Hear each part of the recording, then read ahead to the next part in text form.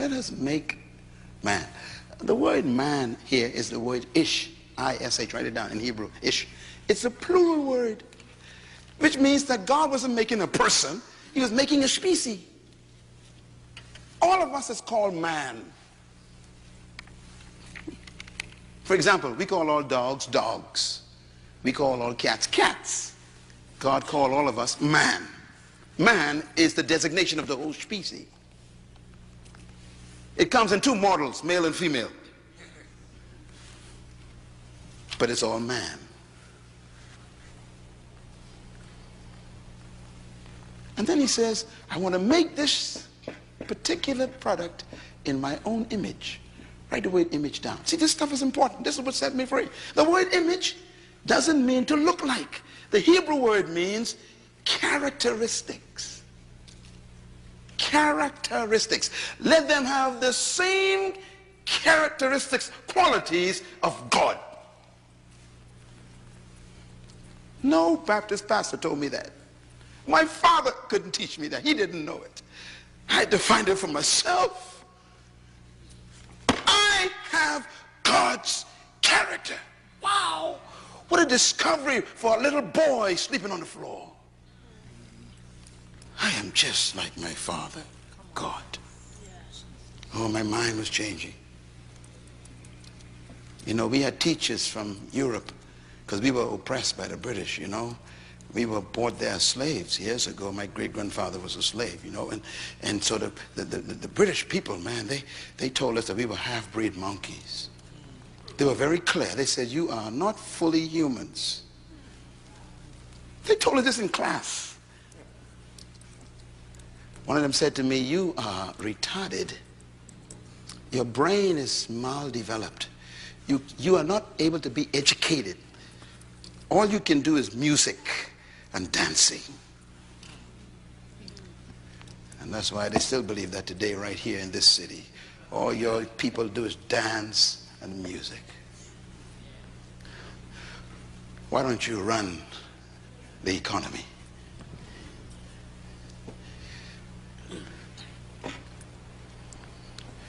We're not world changers, we are entertainers. I decided, no, I got God's character. I got to find this. The qualities of God is in you. Every one of you, black, white, Asian, it doesn't matter, Puerto Rican, you have God's image. This is not a message for any race of people. It's for humans. You can do anything you dream. You're just like your God, your Father. Boy, that thing hit me like a bolt of light. Wow. And then the word likeness. I had to look for it myself in the Hebrew. You know what it means? It means to function like. Let us make a creature that has our characteristics and functions like us. That means you function just like God, your Father. Which means you got to study, how does God function? Because if you don't function like God, you are malfunctioning. For example, in God, the Bible said there's no fear. So when you fear life, you are malfunctioning.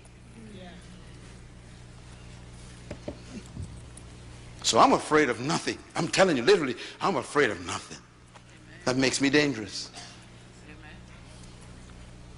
A fearless man is a dangerous man.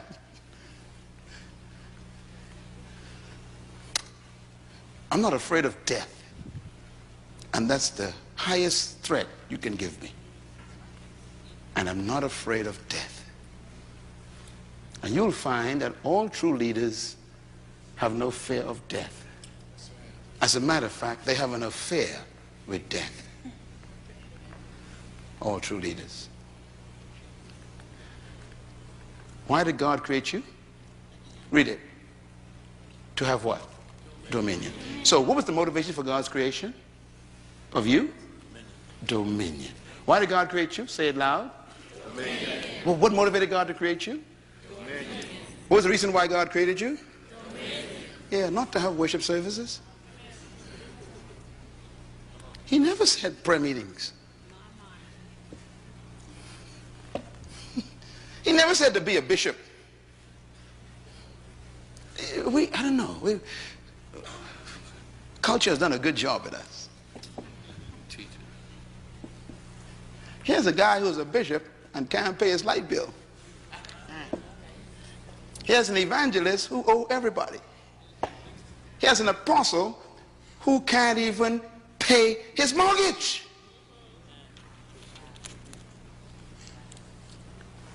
Something's wrong with this. We missed the point. He didn't create you to be a title. He created you to have dominion. Everybody say dominion. Dominion. And this is where leadership is born. See? Because the word dominion, I checked it out, is the word radah in Hebrew. Write it down. It actually means to rule. It also means to govern.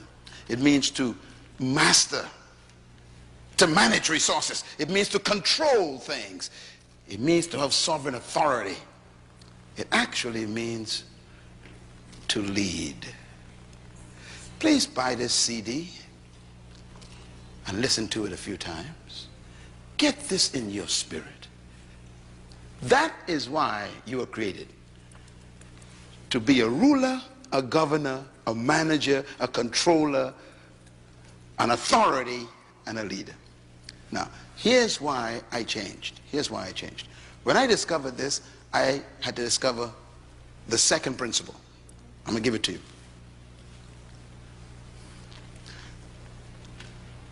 If he designed you, created you to be a leader, a master, a governor, a ruler, a controller, then there must be the ability to do it. But notice, he didn't give you rulership over people. He listed what you should lead.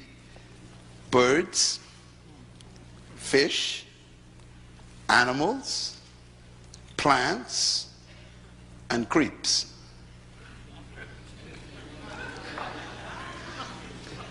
This is very important.